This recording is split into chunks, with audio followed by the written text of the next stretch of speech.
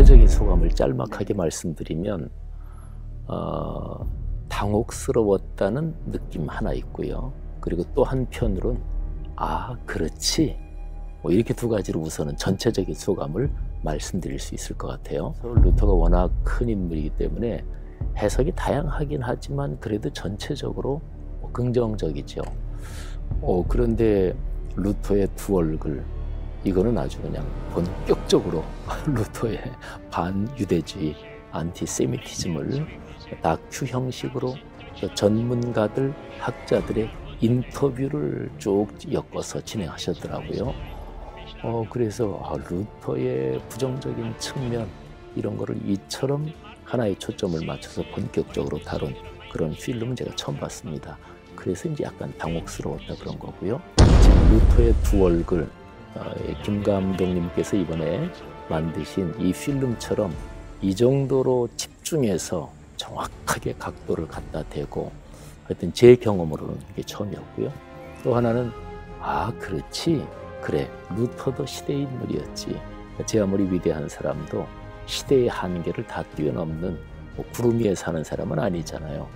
그래서 아 역시 참 좋은 영화다, 필름이다 하는 생각이 들었고, 안티세미티즘만이 아니라 인간 사회의 어떤 집단에 대해서든지 안티 경향을 가지는 일이 없었으면 좋겠다. 좀 우리 사회가 포용과 화해 이쪽으로 좀 더 성숙해지는데 이 필름이 기여를 하겠다, 그런 생각이 들었습니다.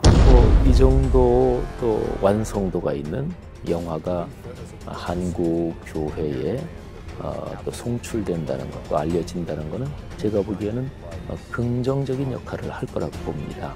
올해가 종교개혁 500주년이잖아요. 근데 종교개혁 500주년, 말하자면 대희년인데 이거를 계기로 해서 한국 교계의 루터 영화 또는 루터에 대한 이런저런 게 올해 1년 동안 그래도 이런저런 프로젝트가 있었기 때문에 다른 프로젝트는 거의 다 루터의 위대한 개혁자적인 면모에 초점을 맞춘 거거든요. 그러니까 적절하게 상호적인 균형을 잡을 거다, 그렇게 봅니다. Jesus Christus will, dass das ganze Leben der Christen eine Buße sei.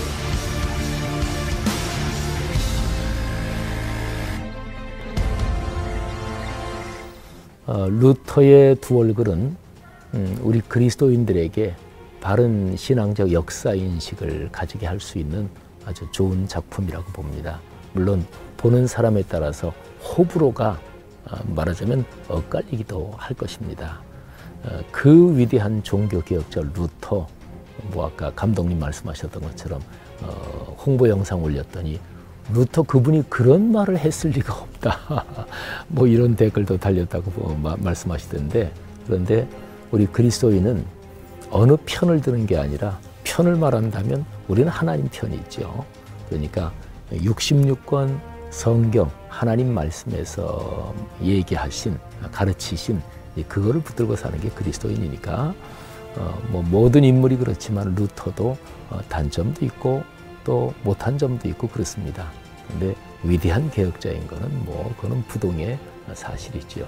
많이들 또 영화 보시고 또 영화 통해서 신앙적인 인식에 도움이 되기를 바랍니다. 고맙습니다.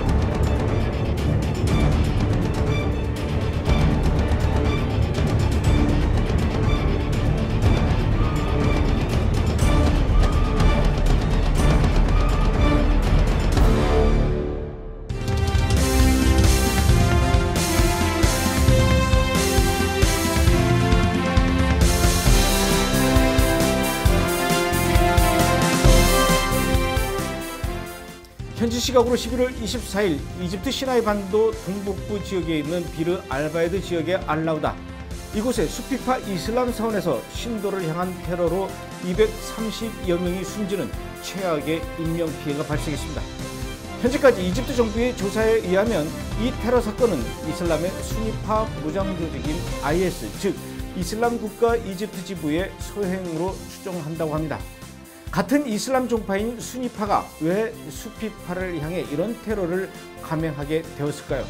이번 주 브레드 브리핑에선 이슬람 종교의 한 분파인 순위파, 수피파에 대해서 알아보도록 하겠습니다.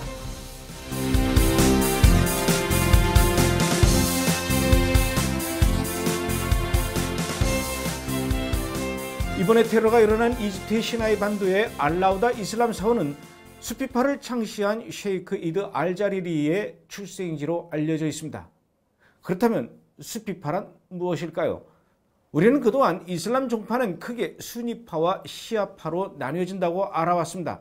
물론 수니파와 시아파가 이슬람의 다수를 차지하는 것은 맞습니다. 하지만 이슬람에는 수니파와 시아파만 있는 것은 아니죠. 그럼 우선 이슬람 종파에서 왜 수니파와 시아파로 크게 나누어지는지 그것부터 살펴보도록 하겠습니다.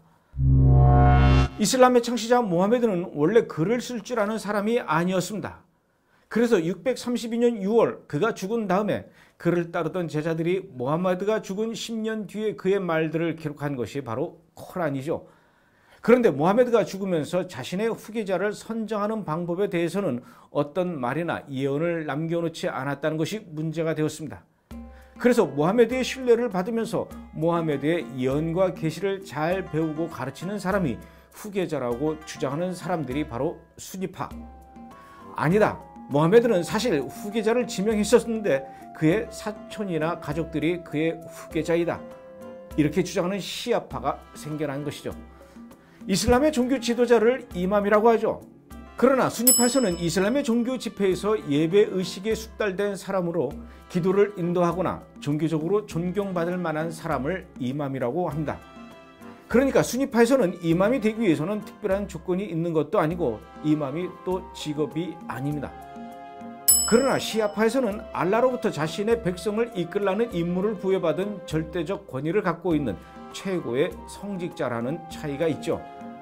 그래서 시아파에서는 모하메드의 사촌이며 사위인 알리가 최초의 이맘이 되는 셈입니다. 오늘날의 시아파 이슬람을 국교로 하고 있는 나라는 이란이 있으며 수니파를 국교로 하는 나라는 사우디아라비아입니다. 지금부터 1300년 전 모하메드가 죽은 이후 수니파와 시아파로 갈라진 이슬람 신도들은 1300년이 지난 지금까지도 그 갈등을 해결하지 못하고 서로 비난하며 공격하고 심지어는 테러와 전쟁까지 일삼고 있는 것입니다. 그런데 이슬람에는 수니파와 시아파만 있는 것은 아니라는 얘기입니다. 이슬람의 소수 종파들도 있다는 것이죠. 아브라함의 첫 번째 아들인 이스마일이 첫 번째 이맘이라고 믿고 있는 이스마일파도 있고요. 18세기 후반 이란에서 나타난 바하이파라는 종파도 있는데 지금은 이스라엘의 하이파에 그 본부를 두고 있는데 특이하게도 바하이파는 아름다운 정원을 가꾸는 곳이 곧 지구상의 천국을 만드는 것이라고 알려져 있으며 그래서 하이파에 있는 바하이 본부는 세계에서도 이름난 아름다운 정원을 갖고 있기도 합니다. 그리고 또 다른 종파가 바로 수피파입니다. 수피파란 이슬람의 코란이나 교리보다는 신과 합이라는 체험을 추구하는 종파로 알려져 있습니다. 위키백과에 따르면 수피는 아랍어의 양모를 뜻하는 숲에서 나온 말인데 수피파의 초기 수도자들은 금욕과 청빈을 상징하는 하얀색의 양모로 짠 옷을 입었기 때문에 수피파라고 불렸다고 합니다. 또 다른 해석이 있습니다. 모하메드의 지지자들이 정기적으로 와서 수페라고 하는 특별한 지정 좌석에 앉아서 설교를 들은 사람들을 수페파라고 불렀는데 이들이 오늘날의 수피파가 되었다라고 하는 이야기도 있습니다. 수피파에 대해서 좀 더 자세히 알아보겠습니다. 수피파는 9세기경에 그 절정에 다다르는데 이슬람의 전통적인 율법은 존중하되 일체의 형식은 배제한다고 합니다. 신도의 내면적 각성과 코란의 신비주의적 해석을 강조하며 금욕, 청빈, 명상 등을 중요하게 여긴다는 것이죠. 또한 정신적인 깨달음을 얻기 위해서는 지성보다 체험이 더 중요하게 여기고 있으며 신과의 합의를 위해서 진정한 자아를 찾는 것을 수행의 목표로 여기고 있습니다. 세상의 육체적 안락을 포기하고 조용한 기도와 명상을 추구하면서 그들의 궁극적 목적은 세속의 삶을 뛰어넘어서 안락가 될 수 있는 천상의 영원한 정적에 이르고자 했던 것입니다. 그래서 이들은 집을 떠나서 산이나 사막 등으로 찾아가서 고독을 벗삼아 알라에게 가까이 가기를 구했다는 것이죠. 그래서 수피파들 중에 일부가 찾아간 곳이 세상과 멀리 떨어진 이집트의 시나이 반도였고 이번에 IS의 공격 대상이 되었던 것입니다. 특이하게도 수피파는 예수님을 특별히 존중했는데 예수님을 사랑의 복음을 설교한 이상적인 수피로 보았기 때문이라고 합니다. 수피파에는 세마의식이라는 것이 있는데 숨을 깊이 들이마시면서 리듬에 맞춰 정신력을 집중하는 법을 배우고 금식하고 철야하며 신의 여러 이름을 부르며 기도하고 찬양하는데 특히 여러 명이 빙글빙글 돌면서 춤을 추는 이런 과정에서 수피파 신도들은 때때로 황홀경에 빠져들기도 합니다. 수피파 신도들이 이집트 시나이 반도에만 있는 것은 아닙니다. 인도 북서부 라자스탄이라고 하는 지역에도 수피파 신도들이 있는데 이들은 매년 한 차례씩 수피파의 성인이 죽은 날을 기념하기 위해 칼과 꼬치로 자신의 신체 일부에 찌르고 후비는 아주 끔찍하고 혐오스러운 의식을 거행하는 것으로 알려져 있습니다. 이 축제를 우르스 축제라고 부르죠. 수피파의 이런 특이하고 특별한 사상과 의식들은 시아파로부터 이단으로 규정을 받고 제거되어야 할 대상이자 공격의 대상이 되어 있으며 이전에도 순위파의 극단 조직인 IS로부터 여러 차례 테러를 당해 왔었습니다. 지난 2016년 11월엔 IS가 100세의 수피파 성직자를 붙잡아 주술을 부린다며 공개적으로 참수하는 광경을 동영상으로 촬영하여 공개하기도 했었습니다. 그런데 문제는 시나이 반도입니다. 수피파의 창시자인 쉐이크 이드 알 자리리가 시나이 반도에서 태어났고 수피파의 본산지가 되어 있는 곳이 시나이 반도인데 2014년 IS의 이집트 지부가 IS의 충성을 맹세하고 스스로 IS 지부로 자처하고 있는 상황이죠. 얼마 전에 완전 소멸되었다고 발표된 IS가 아직도 시나이 반도에서 이렇게 활동하고 있으며 IS의 근거지로 급부상하고 있다는 사실입니다. 시나이 반도는 그 옛날 모세가 하나님으로부터 직접 십계명을 받은 곳으로 알려져 있어서 많은 성지 순례객들이 찾아갔던 곳이죠. 우리나라의 성지 순례객들도 역시 이스라엘로 성지 순례를 가기 전에 먼저 이집트의 피라밋을 구경한 뒤에 시나이 반도의 시내산에 오른 다음 이집트와 이스라엘의 국경인 타바를 거쳐서 이스라엘로 돌아오는 경험을 하셨을 겁니다. 시나이 반도는 가보신 분들은 알겠지만 남한 면적의 절반이나 되는 넓은 지역에 이곳에 거주하고 있는 인구는 140만 명 정도밖에 되지 않을 만큼 황량하기 이를 데 없는 곳입니다. 산과 바위로 이루어져 있기 때문에 IS 같은 무장 조직이나 다른 테러 조직들이 은신하기에 유리하고 또 이집트 본국과는 거리가 멀기 때문에 통제력이 미치지 못한다는 것을 악용한다는 것이죠. 미국의 워싱턴 포스트지는 이곳은 2013년 이후 숨진 군인과 경찰들의 숫자만 1000명이 넘는다고 발표했습니다. 그런데 이번에도 IS가 수피파 사원을 향해서 테러를 가했던 것이죠. IS는 먼저 수피파의 이슬람 사원에 폭탄을 터뜨렸으며 놀라서 도망 나오는 신도들을 향해 총기를 발사한 것으로 알려졌습니다. 현재까지 파악된 사망자 수는 235명, 부상자는 모두 109명입니다. 이번 사건을 통해 알 수 있듯이 현재 지구상에 IS는 완전히 소멸된 것이 아닙니다. IS는 아직까지도 지구상에서 건재하며 이렇게 다른 사람들을 향해 온갖 테러와 대학살을 진행하고 있다는 것을 알아야 합니다. 어떤 종교도 어떤 종파도 자신의 신앙적 목표를 달성하기 위해 자신의 이념과 신앙이 다른 사람을 향해서 무차별적으로 테러를 감행하고 학살하며 피해를 입히는 일은 용납돼서는 안 됩니다. 그럼에도 불구하고 인류의 역사에서는 그동안 그런 일들이 끊임없이 자행되어 왔었죠. 멀리는 십자군들도 십자가를 높이 들고 수많은 유대인과 아랍인들을 대학살했었고 또 종교개혁이라는 위대한 업적을 보였던 마르틴 루터 또한 유대인들을 모두 없애버려야 한다는 설교를 하고 책을 썼고 마침내 600만 명의 유대인들을 대학살하는 인류 역사 이래 가장 끔찍한 홀로코스트를 저지른 아돌프 히틀러 역시 자신의 행위에 대한 논리적 근거로 마르틴 루터의 책을 사용했었습니다. 이렇게 과거 역사에서 일어났던 일들이 21세기인 지금까지도 지구 어디에선가 끊이지 않고 일어나고 있습니다. 마지막 때 사탄은 많은 사람들이 복음을 알지 못한 채 죽음을 맞이하도록 하기 위해서 이곳저곳에서 사람들을 죽이고 있습니다. 특히 종교와 테러라는 이름을 이용하여 이러한 일들을 자행하고 있지요. 종교의 영 뒤에는 사탄이 있음을 알아야 합니다.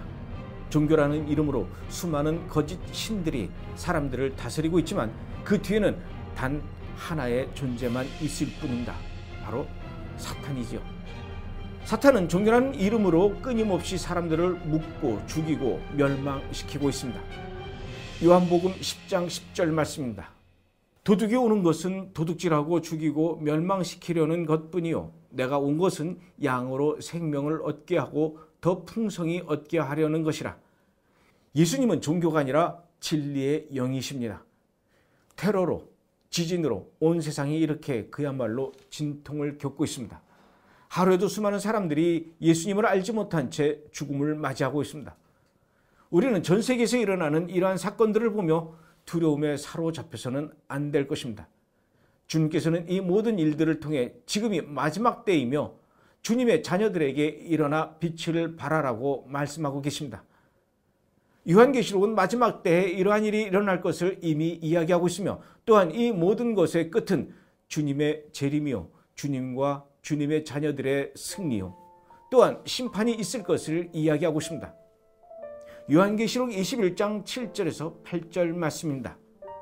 이기는 자는 이것들을 상속으로 받으리라. 나는 그의 하나님이 되고 그는 내 아들이 되리라. 그러나 두려워하는 자들과 믿지 아니하는 자들과 흉악한 자들과 살인자들과 음행하는 자들과 점술가들과 우상 숭배자들과 거짓말하는 모든 자들은 불과 유황으로 타는 못에 던져지리니 이것이 둘째 사망이라. 이 모든 소식을 듣는 여러분 더욱 담대하십시오. 그리고 각자의 자리에서 주님을 간절히 찾으며 회개와 순종의 자리로 나아가십시오. 세상은 더욱 혼돈해질지라도 주님께서 우리에게 요구하는 것은 언제나 동일하십니다.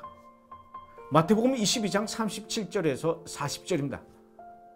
예수께서 이르시되 네 마음을 다하고 목숨을 다하고 뜻을 다하여 주 너의 하나님을 사랑하라 하셨으니 이것이 크고 첫째 되는 계명이고 둘째도 그와 같으니 내 이웃을 내 자신같이 사랑하라 하셨으니 이 두 계명이 온 율법과 선지자의 강령이니라.